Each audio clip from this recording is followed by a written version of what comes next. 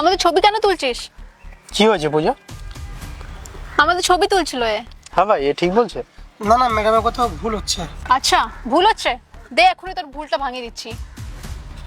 এই দেখো। ভাই কি এটা? তুই কে এইভাবে আমাদের ছবি তুলছিস?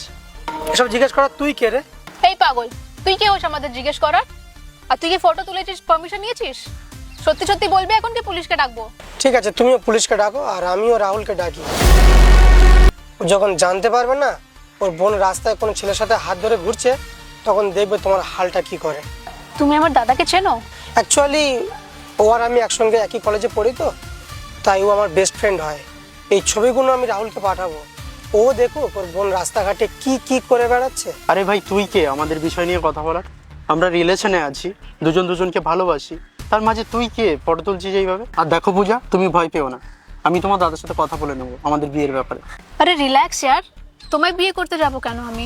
মানে আমরা তো দুজন দুজনকে ভালোবাসি না, তাহলে বিয়েতে কি অসুবিধা আছে? আর তুমি হঠাৎ করে এমন কেন কথা বলছো? ভালোবাসা মাই ফুড। ও তো তুমি একটু দেখতে ভালো ছিলে, বড় লোক ছিলে, ভালো ভালো রেস্টুরেন্টে খাওয়াতে, ভালো গিফট দিতে, এই জন্য আমি তোমার সাথে রিলেশনে ছিলাম, নাহলে কবেই ছেড়ে দিতাম। চল ভাই, আমাদের কাজ তো হয়ে গেছে। কাজ হয়ে গেছে মানে? মানে আমি এটা দেখছিলাম তুমি আমায় সত্যি ভালোবাসো নাকি আমার সাথে টাইম পাস করছো। আর দেখো না, আমার ধারণাই সত্যি হয়ে গেল। আর এই যে ছেলেটাকে দেখছো না, এটা আমার বন্ধু ছিল। মানে এ কি আমার দাদাকে চেনে না? না, তোমার দাদা তো দূরের কথা, এ তো তোমাকেই ভালো করে চেনে না।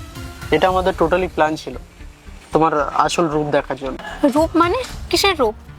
কাম অন ইয়ার, আমি শুধু তোমায় ভালোবাসি। ও তো আমি শুধু দাদার নাম শুনে একটু ভয় পেয়ে গেছিলাম। আচ্ছা, ভয় পেয়ে গেছে? তুমি জানো তোমার মতো ফালতু আর ধোঁকাবাজ মেয়ের সাথে থাকার থেকে না লাইফে সিঙ্গেল থাকা অনেক ভালো। আর একটা কথা বলি, লাইফে হয়তো টাকা অনেক পাবে, কিন্তু ভালো মনের মানুষ খুঁজে পাবেন। ছাড়ো, বাদ দাও, এইসব ফালতু কথা বলে তোমার কি কোনো লাভ নেই।